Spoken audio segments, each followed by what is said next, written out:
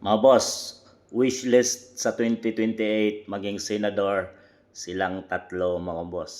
So, siguro mas may panindigan pa itong tatlong ito mga boss kung sila ay maging senador in the future. Dahil alam natin ngayon mga boss, marami sa mga senators ngayon ay talagang takot at hindi nag-iingay sa kung anong totoong mayroon sa ating bansang Pilipinas, ang laganap na corruption mga boss. So tahimik sila pagdating sa ganyang usapin mga boss. At ito yung tatlong nag-iingay mga boss na ayaw magpasuhol, hindi sila natatakot mga boss at nilalabanan nila kung ano talaga ang nangyayari ngayon sa bansang Pilipinas. Ang katotohanan na pilit tinatakpan nila mga boss para lang mailhis yung issue na talagang nagpapahirap sa ating bansang Pilipinas ngayon. Unahin natin mga boss, ang kasalukuyang, itong dalawang ito ay kasalukuyang congressman ng ating bansang Pilipinas. Leandro Libeste mga boss, congressman ng Batangas, Kiko Barsaga, congressman ng Cavite, at ito si representative to mga boss no, sana si Attorney Rowena Guanzon pero hindi nga siya pinaupo ni Martin Romualdez mga boss. At ito ay veterans talaga. Mambabatas na si Attorney Rowena Guanzon mga boss.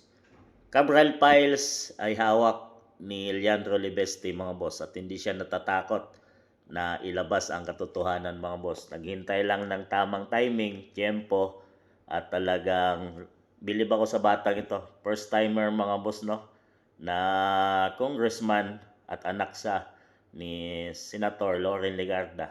Mas dinaig pa niya yung kanyang nanay mga boss na nananahimik at nakikita nating nasa line up ni PBBM administration mga boss dahil hindi rin nag-iingay sa flood control corruption ng ating bansa ngayon. Pero bilib ka sa tapang ng batang ito mga boss dahil kahit senator yung kanyang nanay ay hindi siya sumusunod doon mga boss bagkos ginagawa niya talaga kung anong tama. So ngayon mga boss, kung kalaban ka ng administrasyon ay ginagawan ka ng samot-saring kaso. So yun ang nakakatakot dahil kaya maraming nananahimik na lang dahil sa ganitong gawain ng administrasyon mga boss. Pero siya ay patuloy na lumalaban mga boss, hindi siya natakot. Minsan siyang naging estudyante ni FPRRD mga boss. Siguro doon siya nakakuha ng tama at kamay na bakal na pamumuno mga boss at prinsipyo dahil yan ang kilala ang mga Duterte mga boss. Leandro Libeste at Kiko Barsaga. So pilit siyang pinatahimik ngayon mga boss. Sinuspend siya ng 60 days. So natapos na yung kanyang suspension ay sinuspend na naman siya uli ng another 60 days dahil takot sila mga boss sa kanyang pinagagawa. Through social media mga boss ay nag-iingay siya kung ano ang mga gawain dyan sa Kongreso mga boss. Talagang makatotohanan yung kanyang pinaggagawa at lalo na doon sa administrasyon. So marami sa mga congressman alam nating mga bayad at under PBBM administration na mga pera lang ang lakaran mga boss ay ayaw sa kanya. So pinag-iinitan siya dyan mga boss. Talagang ang balak nila ay talagang tuluyan na siyang tanggalin sa pagka-congressman. Na yun ay mali mga boss dahil ibinoto siya ng mga kababayan niya dyan sa Cavite mga boss. Talagang sa dintong ang mga magulang nito ay isang veterans din na mambabatas. Talagang kilala na ang batang ito na may puso at tapang mga boss. Hindi siya natatakot tong dalawang bagitong congressman.